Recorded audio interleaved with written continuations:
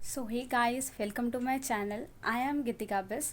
तो आज मैं आपको पढ़ाऊंगी इंडियन इकोनॉमी का चैप्टर फर्स्ट का सेकंड पार्ट। इससे पहले मैंने एक वीडियो अपलोड करी हुई है, उसमें मैंने थोड़ा आपको इंट्रोडक्शन दिया है इस चैप्टर का, और जो भी स्टैग्नेशन हुआ था हमारे एग्रीकल्चर में, मेन रीजंस मैंने उसके आपको बताए हुए हैं उसमें। तो जिसने वो वीडियो नहीं देखी है, पहले उस वीडियो को देखना, फिर यहाँ पे आना, क्योंकि यही आपका आगे कंटिन्यूशन है चैप्टर का।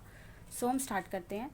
Features of India's industrial sectors. अब पहले उस समय हमने एग्रीकल्चर के फीचर्स पढ़े थे, अभी हम इंडिया के इंडस्ट्रियल सेक्टर्स के फीचर्स अभी पढ़ने जा रहे हैं। सो फर्स्ट फीचर था इसमें डिक्लाइन ऑफ हैंडीक्राफ्ट इंडस्ट्री। जो हमारी हैंडीक्राफ्ट इंडस्ट्री थी वो धीरे धीरे बहुत ज़्यादा डिक्लाइन हो रही थी, कुछ उसमें प्रोग्रेस नहीं हो रही थी।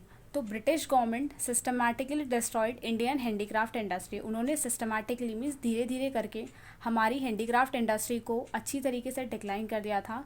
और उनका जो प्राइमरी मोटिव था डी इंडस्ट्रियलाइजेशन के पीछे, वो टू फोल्ड था।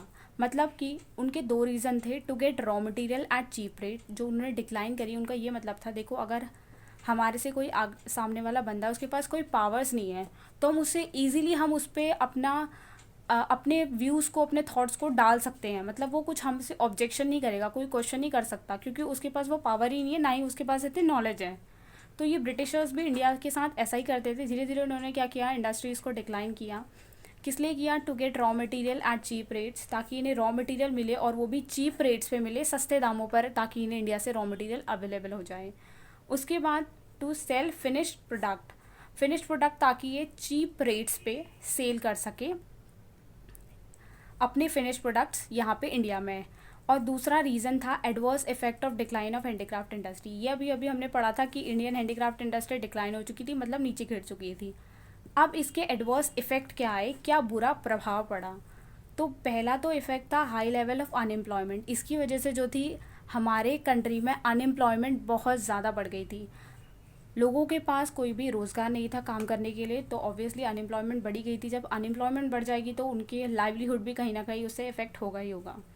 तो देखो, it result in unemployment on a mass scale. बहुत बड़े स्केल में आपको पता है कि इंडिया की 1/3 पॉपुलेशन जो थी वो एग्रीकल्चर पे डिपेंडेंट थी, और हैंडीक्राफ्ट इंडस्ट्रीज़ वगैरह पे सारे लोग पहले से यही करते थे। तो क्या हुआ, बहुत बड़े स्केल पे अनएम्प्लॉयमेंट आ गई।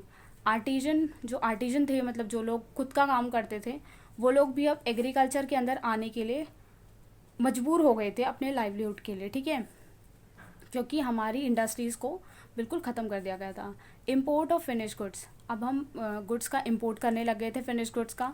Indian goods could not withstand with foreign competition of machine made goods. Obviously बात है, देखो जब हम कोई भी अपने हाथ से कोई भी सामान बनाते हैं और उस कंपैरिजन में मार्केट से वो प्रोडक्ट खरीद के लाते हैं, तो कहीं ना कहीं हमें वो फ़र्क दिखता है उन चीज़ों में, क्योंकि वो बहुत ज़्यादा फिनिश तरीके से बनाई गई होती है, बहुत अच्छी फिनिशिंग होती है उनमें, जबकि हाथ के काम में इतना नहीं होता। बट यही रीज़न था कि वो चीज़ें जल्दी बन जाती थी, क्योंकि उसमें मशीन्स का यूज़ होता था, और वो कंपैरेटिवली चीप भी हो सकती थी। क्योंकि देखो, आप कोई भी चीज़ को हाथ से अगर बनाओगे तो उसमें बहुत टाइम लगेगा आपका।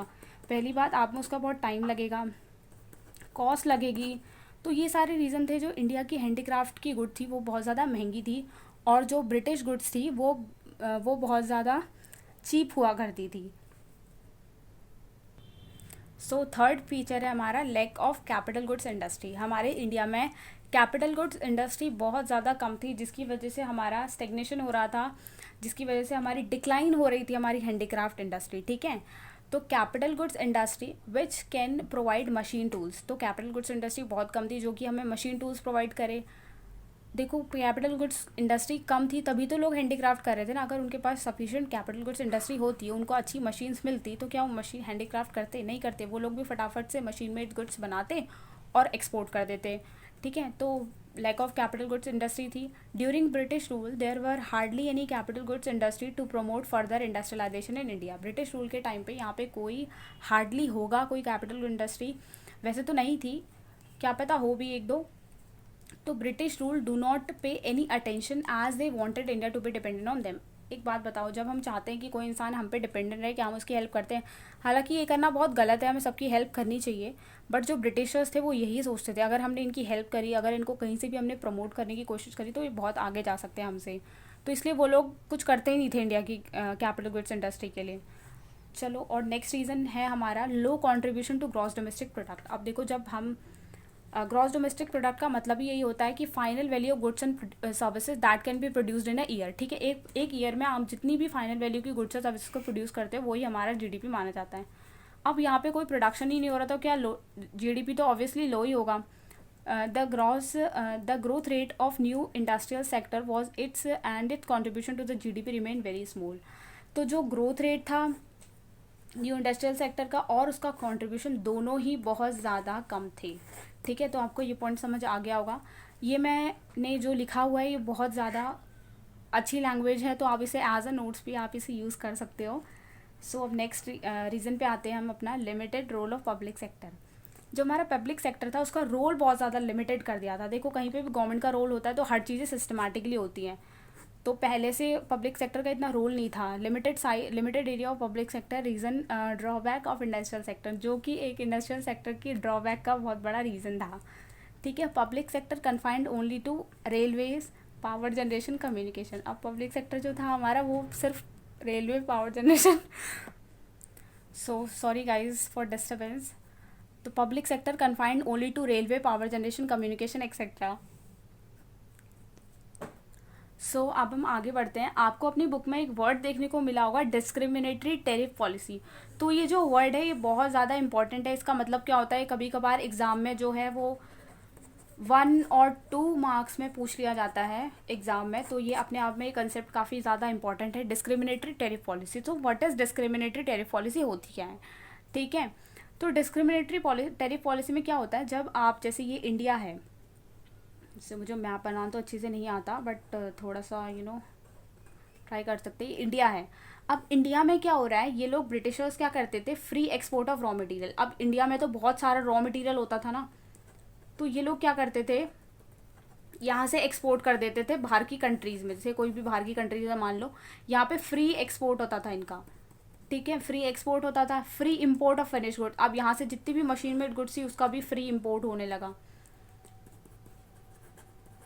और उसके बाद heavy duty on export of handicraft. अब इंडिया में क्या बनता था, इंडिया में तो सिर्फ हैंडीक्राफ्ट ही बहुत ज़्यादा अच्छा था, तो इन्होंने क्या किया, हर तरीके से इन्होंने इंडिया को दबाना चाहा। इन्होंने क्या कर दिया, हेवी ड्यूटी लगा दी कि आप एक्सपोर्ट ही नहीं कर सकते हो हैंडीक्राफ्ट को, आप कुछ भी कर लो।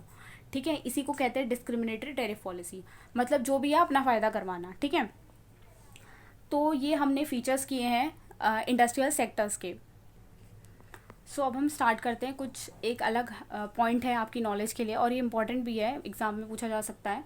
Few industry establish in second half of 19th century. कुछ इंडस्ट्रीज़ 19th सेंचुरी के सेकेंड हाफ में इस्टेब्लिश हुई थी और उन इंडस्ट्रीज़ में से थी textile mills, sugar, cement, power mills और टिस्को। टिस्को के बारे में आपकी बुक में भी दिया हुआ है, तो ये काइंड ऑफ इम्पॉर्टेंट ही है, आप इसे पढ़ के जाना प्लीज़। तो 1907 में इसकी स्टैब्लिशमेंट हुई थी। ये क्वेश्चन पूछा जा सकता है एग्जाम में, तो ये मुझे इंपॉर्टेंट लगा इसलिए मैंने डाल दिया। अब कुछ क्वेश्चंस देख लेते हैं। At the time of independence the Indian economy was basically, क्या थी इंडिपेंडेंस के टाइम पे इंडियन इकोनॉमी, ट्रेड ड्राइवन थी। बहुत अच्छा ट्रेड होता था इंडिया से, बहुत अच्छी अच्छी चीज़ें ज़्यादा क्वांटिटी में निर्यात होता है, जैसे हम ट्रेड बोलते हैं। ठीक है, नेक्स्ट पॉइंट है, an economy which is made to serve the interest of ruler is called. जो इकोनॉमी रूलर्स का इंटरेस्ट को सर्व करती है उसको क्या बोलते हैं हम, कॉलोनियल इकोनॉमी बोलते हैं। ये इंपॉर्टेंट, मुझे लगता है कि आपको ये क्वेश्चन नहीं आता होगा, तो ये क्वेश्चन बहुत इंपॉर्टेंट है, आप इसको पढ़ के जाना प्लीज़। साथ के साथ आप वीडियो का स्क्रीनशॉट भी ले सकते हो, आपको इजी रहेगा बाद में। तो अब फॉरेन ट्रेड के फीचर्स हम पढ़ेंगे। फॉरेन ट्रेड में क्या हुआ था, export of primary product and importer of finish goods. अब इंडिया को एक्सपोर्टर ऑफ प्राइमरी प्रोडक्ट, क्योंकि आपको पता है प्राइमरी प्रोडक्ट मतलब रॉ मटेरियल, इंडिया में काफ़ी अच्छा एक्सपोर्ट किया जाता था प्राइमरी प्रोडक्ट का, और इंपोर्ट किया जाता था फिनिश गुड्स का, जो कि ब्रिटेन से मैन्युफैक्चर होकर आती थी। ठीक है, अब इसमें क्या हुआ, ओपनिंग ऑफ स्विस कैनाल हुआ। ये भी आपको अपनी बुक में मिलेगा पढ़ने के लिए। 1869 में हमने स्विस कैनाल की ओपनिंग की थी इन लोगों ने। तो वो क्या सब था, ये भी इंपॉर्टेंट क्वेश्चन है बहुत ज़्यादा, ये आ जाता है 3 मार्क्स में, 3 मार्क्स में पूछा जाता है एग्ज़ाम में, तो ये भी इम्पॉर्टेंट है चैप्टर के लिए। अब स्विस कैनाल ने क्या इंपॉर्टेंट पर्पस था इसको ओपन करने का, तो था reduce the distance between India and Britain. देखो, जब उन्हें गुड्स एक्सपोर्ट करनी होती थी तो डिस्टेंस रिड्यूस कर दिया था स्विस कैनाल ने। ठीक है, इसकी ओपनिंग से क्या हो गया था, डिस्टेंस बहुत ज़्यादा रिड्यूस हो गया था। और reduction in the cost of transportation, और जब गुड्स हमें एक देश से दूसरे देश में पहुंचानी होती थी तो कॉस्ट ऑफ ट्रांसपोर्टेशन भी बहुत ज़्यादा कम हो गई थी इसकी वजह से। सो अब हम फॉरेन ट्रेड को आगे बढ़ाते हैं। तो monopoly control of British rule. अब ब्रिटिशर्स ने क्या किया, मोनोपोली कंट्रोल किया, मतलब more than one half of India's export restricted to Britain. अब इंडिया का जो एक्सपोर्ट था, आधे से ज़्यादा एक्सपोर्ट सिर्फ और सिर्फ इंडिया को ब्रिटेन में करना होता था। तो ये मोनोपोली कंट्रोल था उनका, ब्रिटिशर्स का इंडिया वालों पे, ठीक है।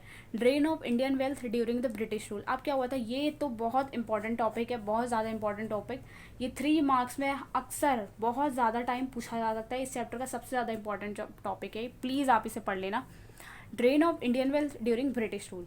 अब क्या हुआ, इंडियन वेल्थ ड्रेन होने लगी, मतलब कमज़ोर पड़ने लगी ब्रिटिश रूल के टाइम पे। India become an exporter of primary product and importer of finish good. Primary product मतलब रॉ मटेरियल, जैसा मैंने आपको पहले भी बताया था, और इम्पोर्टर बन गया फिनिश प्रोडक्ट का। There was huge export surplus. अब देखो, जब यहाँ पे बहुत ज़्यादा क्वांटिटी में एक्सपोर्ट हो रहा है किसी भी चीज़ का, तो ऑब्वियस ही बात है आपके पास एक्सपोर्ट से मनी भी आएगा। तो यहाँ पे क्या हो गया था, एक्सपोर्ट के ज़रिए इनके पास बहुत सारा मनी का इनफ्लो होने लग गया था, बहुत ज़्यादा पैसा आ गया था। लेकिन ये जो एक्सपोर्ट सरप्लस जो हम इसे कहते हैं, इसका यूज़ जो था, ब्रिटिश गवर्नमेंट अपने इंटरेस्ट को सर्व करने के लिए यूज़ करती थी इसे, ठीक है, ना कि इंडिया में नई कुछ इन्वेंशन करने के लिए, नई टेक्नोलॉजी लाने के लिए इसका यूज़ नहीं किया जाता था। इसका यूज़ ब्रिटिश गवर्नमेंट अपने पर्पस को सर्व करने के लिए करती थी। कैसे करती थी, to make payment to for export incurred by colonial government. जो भी कॉलोनियल गवर्नमेंट के थ्रू जितना भी एक्सपोर्ट होता था उसका पेमेंट करने के लिए करती थी। To meet the expenses war for by British government. जो वॉर्स होती थी उस टाइम पे, अपनी सेना का मतलब उनकी चीज़ों की पूरा करने के लिए वहाँ पे इस सरप्लस को यूज़ किया जाता था। टू इम्पोर्ट विजिबल आइटम, और विजिबल आइटम मतलब कि इनविजिबल आइटम, सॉरी, सर्विसेज को इम्पोर्ट करने के लिए इसका यूज़ किया जाता था। अभी हमारा फॉरेन ट्रेड ख़त्म हो चुका है, तो हम कुछ क्वेश्चंस देख लेते हैं। थोड़े से क्वेश्चन है, तो मैंने जो जो इम्पोर्टेंट था वो मैंने आपको वीडियो में बता दिया, तो प्लीज़ आप उसे बुक में मार्क करके उसकी प्रैक्टिस ज़रूर करना एक बार लिख के। ये चैप्टर काफ़ी ज़्यादा इंपॉर्टेंट है, और पूरी हमारी इंडियन इकोनॉमी ही पूरी की पूरी इंपॉर्टेंट है। आप इसे स्टार्टिंग से करना प्लीज़, क्योंकि आप अगर एग्ज़ाम टाइम में से करोगे तो इतना अच्छा रिजल्ट आपको नहीं मिलेगा जितना आप स्टार्टिंग से करके अचीव कर सकते हो। मूव करते हैं हमने पढ़ा था, देखो कुछ इंपॉर्टेंट क्वेश्चन, ये तो मैंने अभी आपको टॉपिक नहीं पढ़ाया है, मैं आपको नेक्स्ट वीडियो में से कवर करूँगी, बट फिर भी ये टॉपिक जो है इंपॉर्टेंट है, तो प्लीज़ अभी मैंने क्वेश्चन डाल दिया तो आप देख लो एक बार। तो railway were introduced in India in the year. अब रेलवे इंडिया में कब इंट्रोड्यूस हुई थी, 1853 में रेलवे को इंडिया में इंट्रोड्यूस किया गया था। ये भी इंपॉर्टेंट क्वेश्चन है, 1 मार्क में आ जाता है। मैंने अभी आपको नहीं कराया, तो मैं आपको नेक्स्ट वीडियो में से ज़रूर कराऊँगी, ये क्वेश्चन इंपॉर्टेंट है, ठीक है। The British rule India for almost, कितने सालों तक ब्रिटिशर्स ने इंडिया पे रूल किया था, तो 2 सेंचुरीज तक ब्रिटिशर्स ने इंडिया पे रूल किया था, 2 दशकों तक, ठीक है। What are the cash crops from the following. इनमें से कैश क्रॉप्स क्या क्या, मैंने आपको कल पढ़ाई थी ना, कैश क्रॉप्स क्या क्या होती है करके, तो इनमें से है जूट, हमारी कैश क्रॉप्स है, बाकी सारी हमारी फूड क्रॉप्स हैं। सो आई होप आपको ये वीडियो पसंद आया होगा। अगर पसंद आया तो लाइक करना, कमेंट करना, और जो भी आपकी क्वेरीज हो मुझसे पूछ लेना। जैसे ये चैप्टर खत्म होगा हम सारे के सारे इंपॉर्टेंट क्वेश्चन पढ़ करेंगे। आप मेरे साथ पर जुड़े रहो, मैं आपको सारे के सारे चैप्टर्स कराऊंगी, मैक्रो के, इंडियन इकोनॉमिक के। स्टे ट्यून्ड गाइस, और प्लीज़ सपोर्ट करना, लाइक करना वीडियो को, और थैंक यू। हम आपको मिलते हैं नेक्स्ट वीडियो में।